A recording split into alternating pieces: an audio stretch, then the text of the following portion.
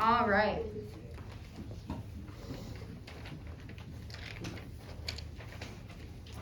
So, our first postulate today is going to be angle, side, angle, congruence postulate. So what this one says is if two angles and the included side of one triangle are congruent to two angles and the included side of a second triangle, then the two triangles are congruent. So it's basically just the reverse of side, angle, side.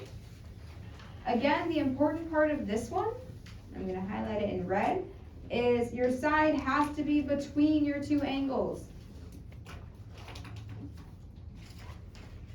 And I'm going to put a note on there. Oops, if I can spell today. Usually can't. Between your two angles. Just like when we do side, angle, side, that angle has to be the one in the middle. It's the same here. It has to be the one in the middle. We're always alternating between our sides and our angles. So for this one, it's saying A and D are congruent. It's saying AC and DF are congruent, and it's all marked there for us. C and F are congruent, and so therefore we're allowed to say these two triangles are congruent. You guys are getting the hang of these really well. We're just adding two more to the list today.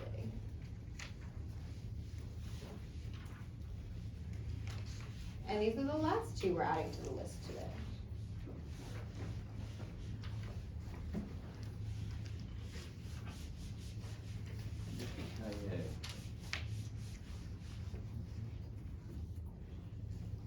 I see a few people still writing.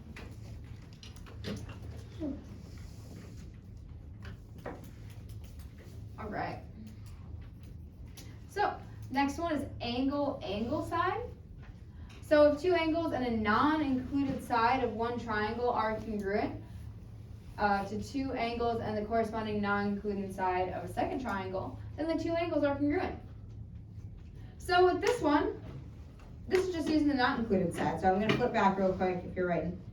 So this one, it's the included side for using angle, side, angle. And this one is the not included side. So it's not between your angles for this one. So highlight like it is. Just because it depends. Just for funsies, yeah. And just for clarification on mathematical proofs, really. We want to make sure we know exactly what we're using. So this one, I'll do my little arrow. Not underlined. Between your angles. Awesome, so as you can see, A and D are congruent again in this one, C and F are congruent, but then the side is B, C, and EF. Not included. They're being exclusionary, kind of root of those angles, actually. Oh man, no. Jeez.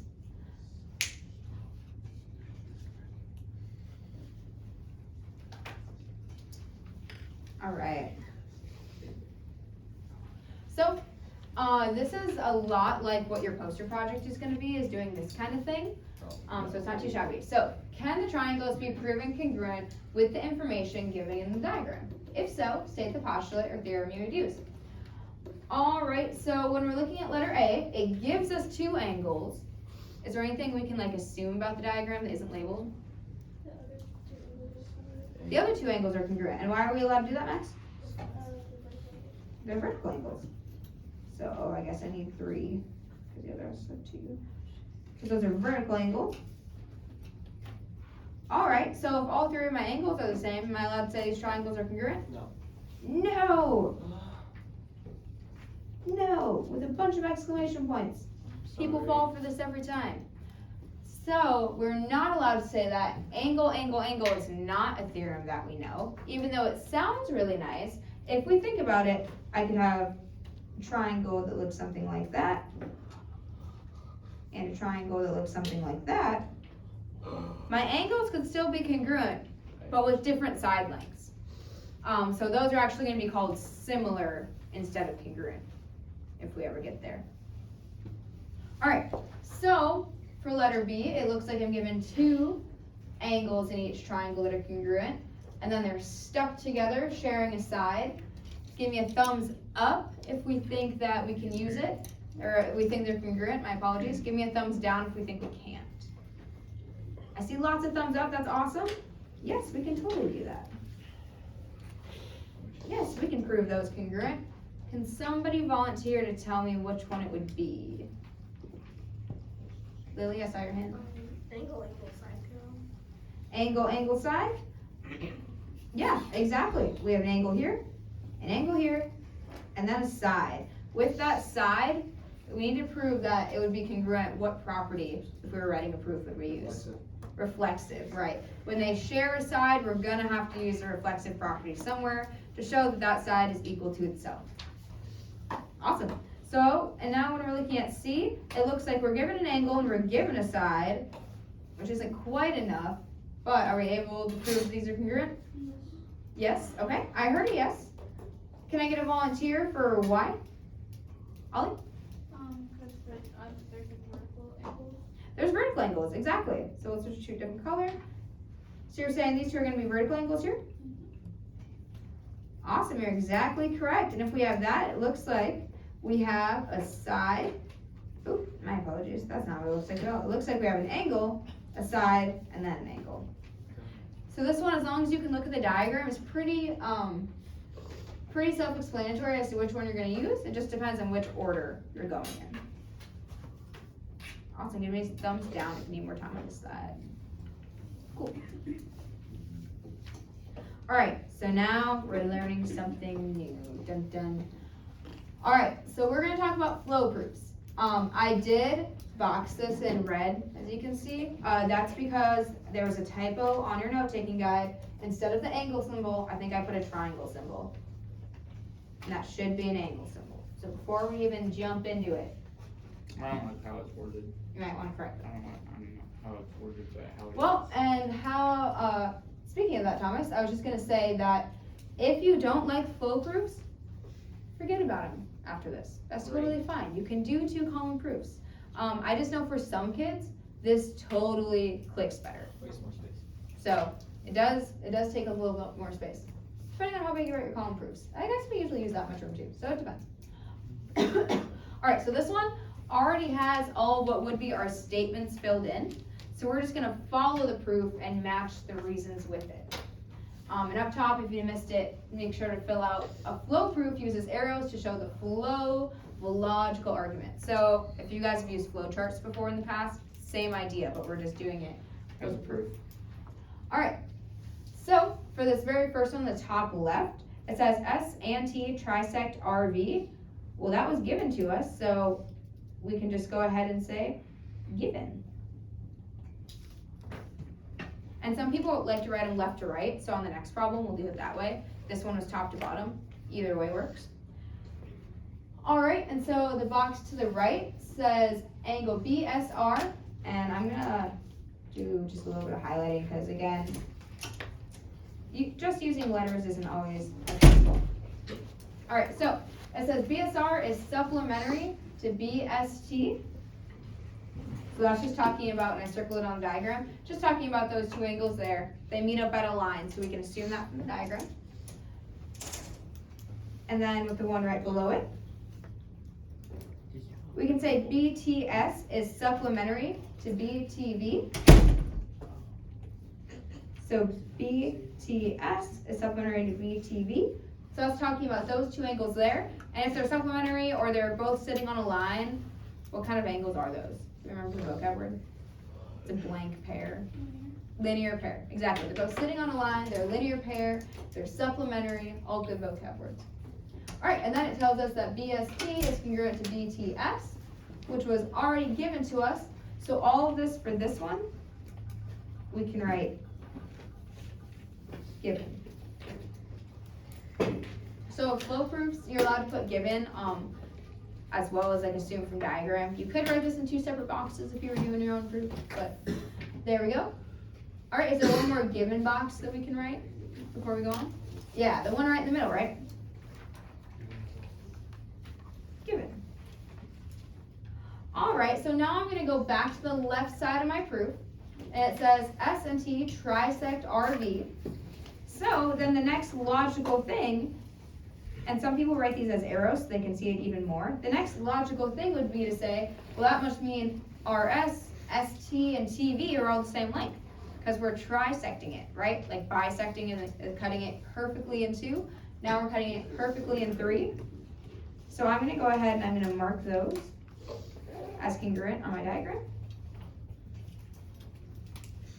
There we go. And while I'm at it, I'm just going to mark the angles that were given to us as well, just so we can see it. So it says R and V. So R, V. Then the other one that they gave us that was congruent was VST. Bestie. They're right there. And BTS. This one right here. Again, like on Monday, if I'm doing stuff and I'm writing it in a proof, I like to label it on my diagram. It gives me a really good visual. And as far as visuals go, I'll highlight the 2 triangles that we're trying to prove, since there's more than one triangle here. It can get a little bit fuzzy. So BRS, we're trying to prove this one, congruent to BBT. So the 2-sided triangle is what we're trying to prove. There we go. All right, so now that we're here, the step that we had to correct, but happened to be boxed in red, that's where, even when I was making this, it looks a little bit confusing to me. Does anybody know why I'm allowed to say that those 2 angles are congruent?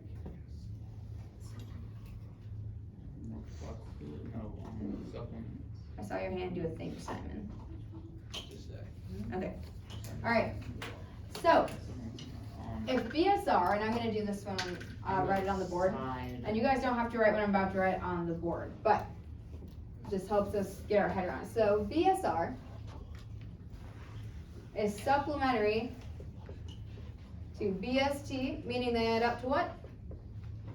90. Wait, 190. 180. You're all good. Alright, and it also says that BTS plus BTV is equal to 180 degrees. So, if 2 different things are equal to the same thing. Oh, you said it, what was it? Transitive. Yeah. You got it. Yeah, you're just a couple letters off. So we can use our transitive property, right? These are both set equal to the same thing. We're allowed to set them equal to each other. BSR, and so all I'm doing here is set them equal, is equal to angle BTS plus angle BTV. So now that I'm doing that, are there any that I am allowed to cross off? Wait. Did I copy those correctly? I might have got myself a little. God, I might myself messed up. BSR, BST, oh, BTS, BTV, ooh. This cat would have made a boo-boo. Alright, let's scratch that. I'm glad we talked about the transitive property, but I guess it's not what we were using. So let's take a step back and figure that out. Also, this is a good example of how I solved proofs in college. I did things like that. Then I was like, oh, never mind. And I crumpled the paper and I threw it against the wall. So don't be afraid to do that, but just use a separate piece of paper and not a worksheet. So these 2 are supplementary. Isn't there the congruent supplements theorem? Yeah, I feel like that's where we're going. So Ollie, where are you going with that? So BSR is supplementary to BST, and BTV is supplementary to BTS. So if BST and BTS are supplementary, then they're congruent. Ollie just saved the day. All right, guys, so we're throwing it back for this one. Thank goodness Ollie was here to save us. So we're gonna use what was it again? Congruent supplements theorem. Congruent supplement theorem. So, and I'll write that down. I'm gonna zoom in so I can write it a little bit smaller. Oops.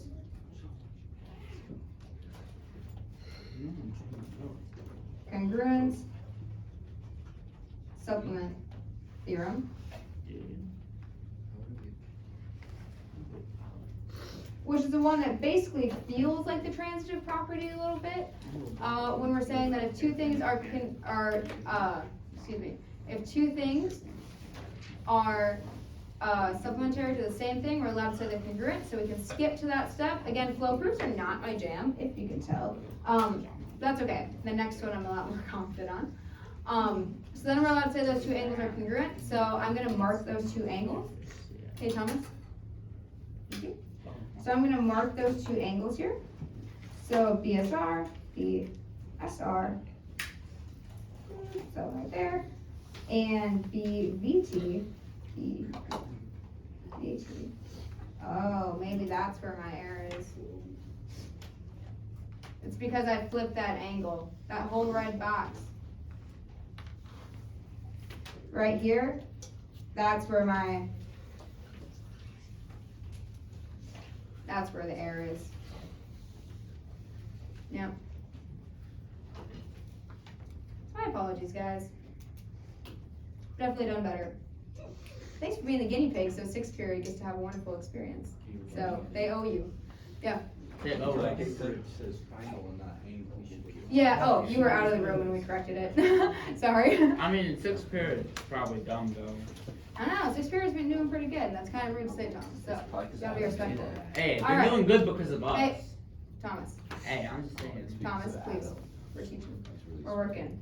Alright, so, after correcting all of Miss Ketwig's errors, this is what it's like to grade homework, by the way, it's fun. We found our new angle, so we're gonna mark it on our diagram, so we can see it. I'm gonna mark it in green, since I made my error, or I corrected my error in green. So, now, if we zoom in on our diagram, ignore all of our mumbo jumbo. Mumbo jumbo. What does it look like I'm gonna use to officially prove those two triangles? The ones in yellow. Angle, side, angle, yep. We're gonna use angle, side, angle. So we need to write this for a line RS is Oh, yes. We talked about it, we forgot to write it. Again, with flow proofs, that's where I get lost. It's not so much doing the proof itself. It's hard when you already start with an error to correct it. But where I get lost is I forget to write things. The way my brain works is not the way I organized it, but if this works for you, and again, the next slide, I think it'll be a little better. If this is your jam, then you go for it. I'll grade it, and I'll grade it correctly. All right. Quick question. Yeah.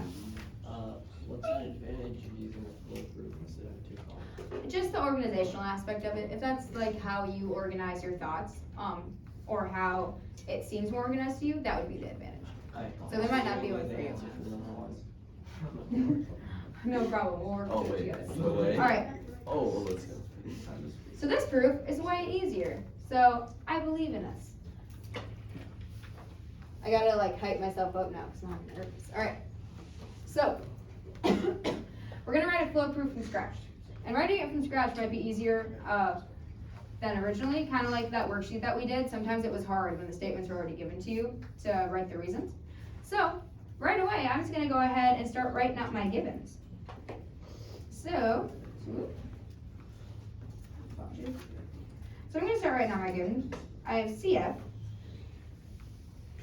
And this one I'm going to write left to right, so you guys can see that too. The last one is top to bottom. So I'm going to write my givens. I'm just copying that down, B, C, D. I'm going to put my box around it. And then I'm going to put given on the outside of the box. All right, so I'll write my other given. CF. Bisects BCD, make my box around it, and that was a given. All right, so far so good. So, and it does say FC bisects, but we know we're allowed to interchange those things. Here's what I'm talking about. Well, we know on lines we're allowed to interchange it. So here, before I even go on with my proof, if I have two things that bisect some angles, what do I know? So we'll do BCD first. What do I know about these two angles up here? If that line bisects it. They're going to be congruent, exactly. So let's mark it. Something like that. All right, so what about on the bottom? Can we do the same thing? Yes. Awesome. Right, they're not congruent to those. So we'll have to do our two lines instead to make sure we differentiate the two. Awesome, sounds good. So now that we marked down our diagram, let's actually put it into our proof. Switch back to the black color here. So, because that one bisected, it logically makes sense, we already wrote it on there, that this angle BCF is going to be congruent to angle, let me make sure, FCD, yeah, or that. We're going to box it, and our reason we decided was because it bisects it, so we can put definition of bisects.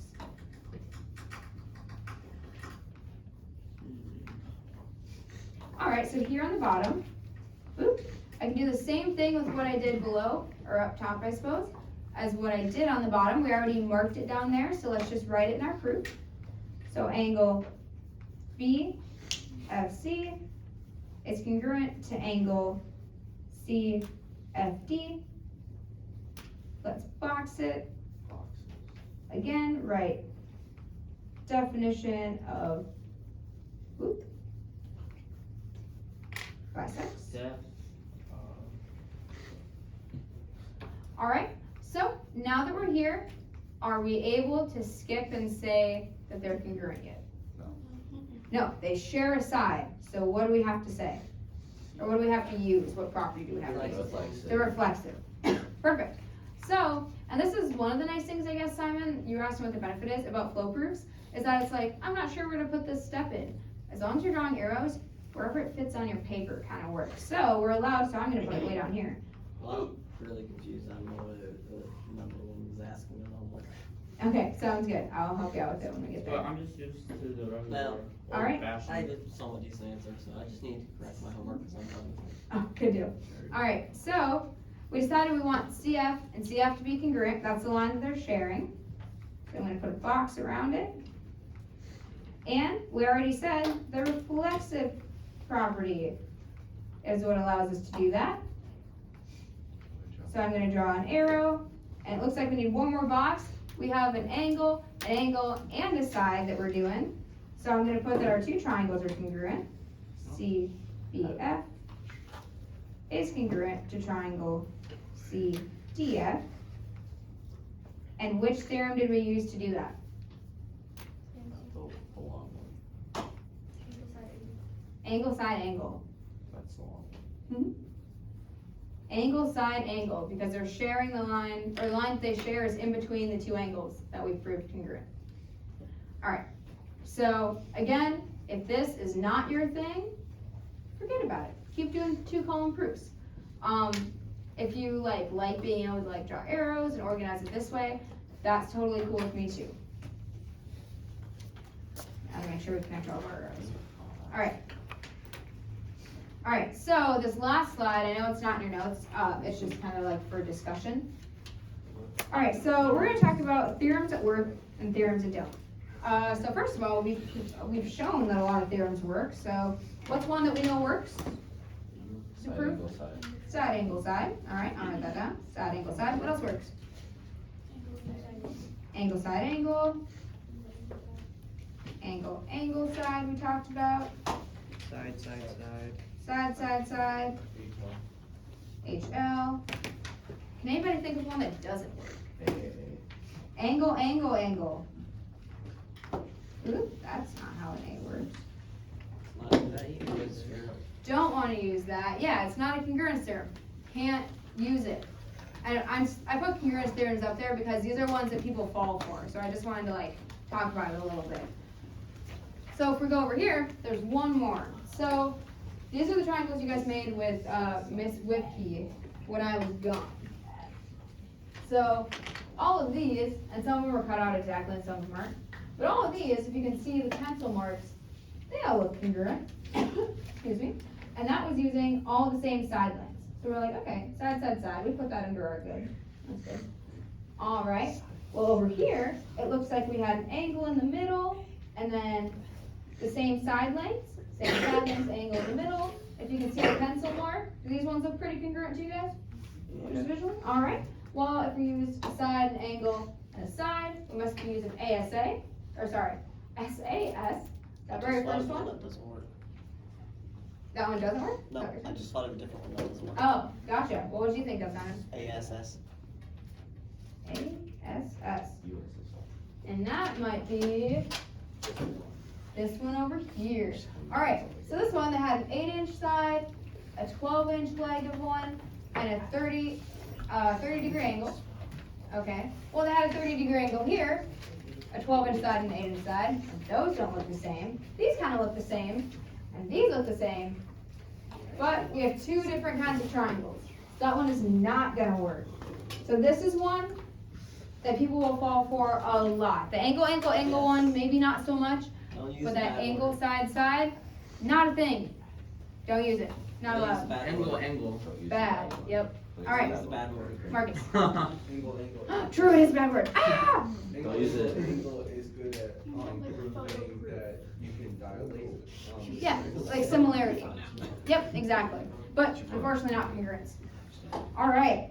That's a theorem. So I'm gonna give you guys some work time. Do you guys want me right now to do the second proof on that worksheet? Or do you guys, No. Yeah.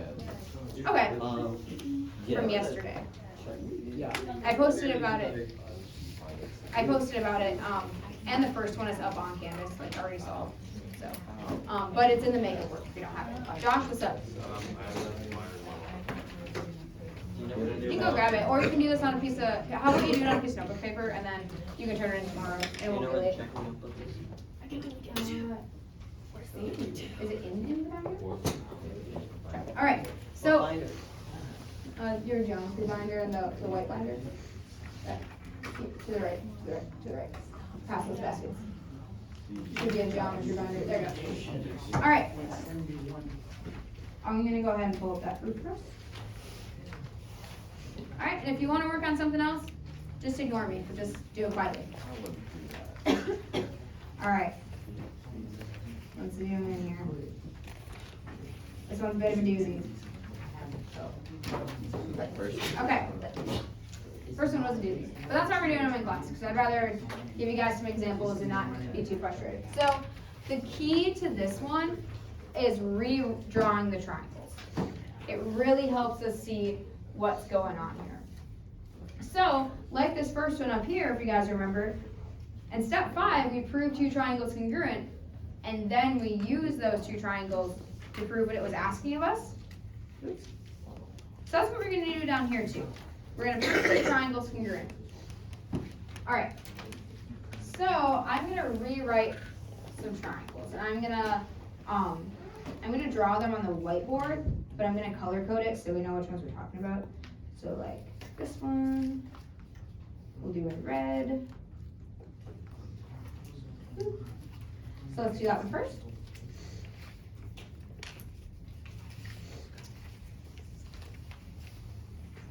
Try to get it somewhat accurate.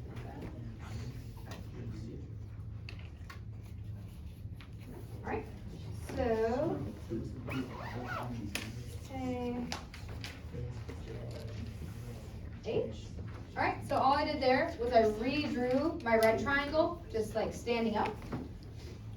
And now I'm gonna redraw this triangle in blue.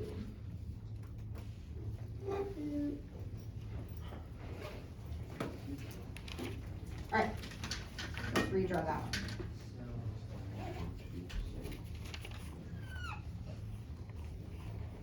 Oops, that's not at all symmetry.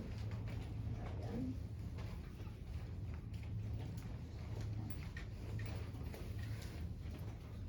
Alright, so for this one, it looks like K is now on the bottom, J is at the top,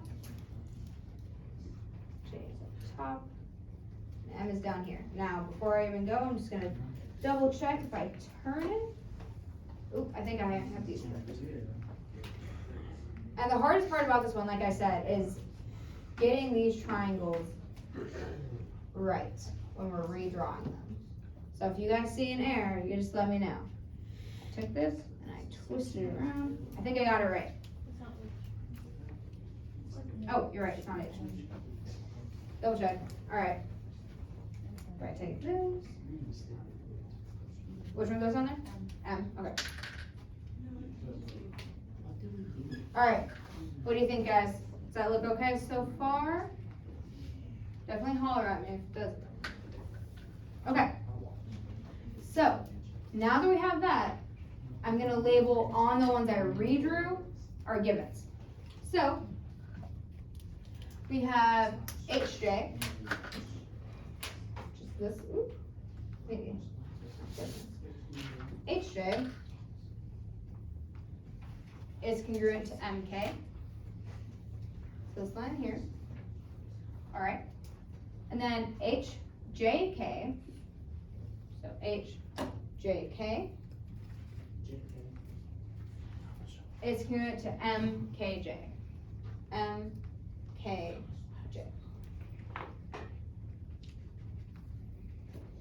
Alright. So we already have two things in our given. Let's try to label them also up there on that one so we can kind of see what's going on. So I'm gonna grab my last one here. Alright, so we decided those two are congruent to each other. And then HJK, HJK, this whole big thing. I'll draw it really big so you can see it. And MKJ. These two. Alright. That looks like a hot mess. But, does anybody have any ideas for going next? Marcus, what are you thinking? The next thing that you can do is prove that JK equals JK using the reflexive property. Using the reflexive. Awesome. So, right down here, now I'll kind of circle it so we can see it. They share a side. And we can see it up here too. They share a side. Oh, thank goodness. We know how to use a reflexive property. And that side is just a little bit harder to see personally for me. So, I'm going to mark it like that. On both my thingamabobbers, I'll mark it on the ones I drew. And I'll mark it on here. Like this. And I'll just draw two lines. Alright. So it looks like we know how to prove triangles. So now I'm gonna actually like write it in our proofs now that we did all this like labeling and diagramming and that kind of thing. So first things first, let's put our given, and I'm gonna like kind of be zooming in and out when I write this, just so I can make sure it fits. But I'll be zooming back out too. Congruent. So right now I'm just writing down my given. So nothing too crazy, comma, HJK is congruent to MKJ. Right, we decided that was our given. Alright, and the only other thing we did so far is decide that the side they share is the side they share, and it equals itself. So, that side, what was the name of that side? That shares JK. Awesome. So, JK is congruent to JK, and everybody at the same time, what am I using to do that? Reflexive. We love the reflexive property now. Reflexive property. And now that I have two congruent triangles, I should probably write that in my proof. Sounds like it's going to be useful. So, I have two congruent triangles, and I'm not even going to look at that because it confuses me. I'm just going to write down the two that I redrew. So now I have HJK is congruent to triangle MJK. Oh, did I flip it? It's K. It's HKJ. HK. Oh, yeah, my apologies.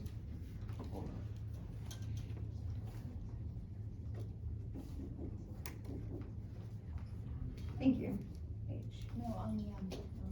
Okay. Hold on, train wreck. Train wreck. Sounds about right. Sounds like something this guy would do. I'm just gonna stare at these to write it. So that way. Why don't you just look at the proof? Cause that one looks more confusing. I know, but it Everything. says.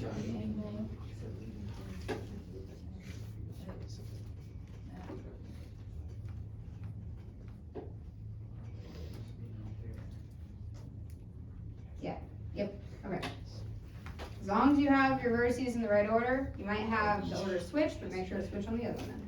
All right, and which theorem do we use to prove those two congruent?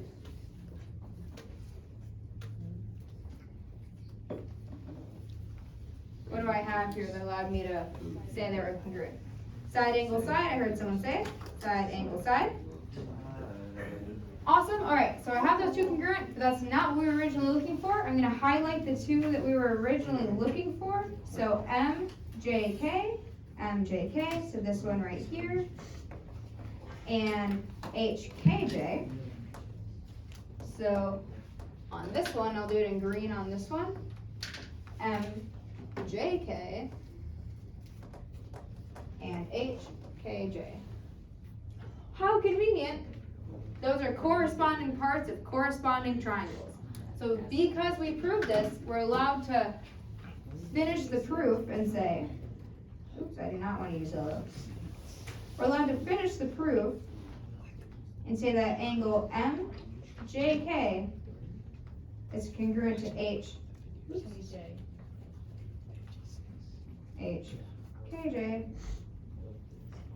What's my reason? Yeah, congruent parts of congruent triangles are congruent. I'm allowed to use my acronym there. Alright, so the trickiest part of this one, and you guys saw it firsthand, was just keeping straight and being able to redraw where all your angles are.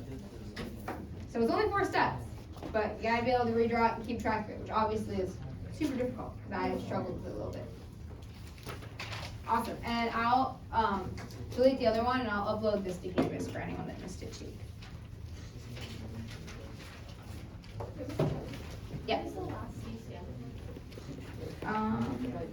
Congruent parts of congruent triangles are congruent. Yeah. Yeah, I'm gonna give a little bit more time and I'll explain that a little bit towards the end. Okay. You're done with all your homework and everything too already? That one was, it took up like Good deal. less than half Yep. the page. No, it's a lot of work. You're a lot of work. Excuse me, Thomas, I don't want my dog to try. I just got like, Be right there 1 second. can I stop recording your phone? Yeah, go for it.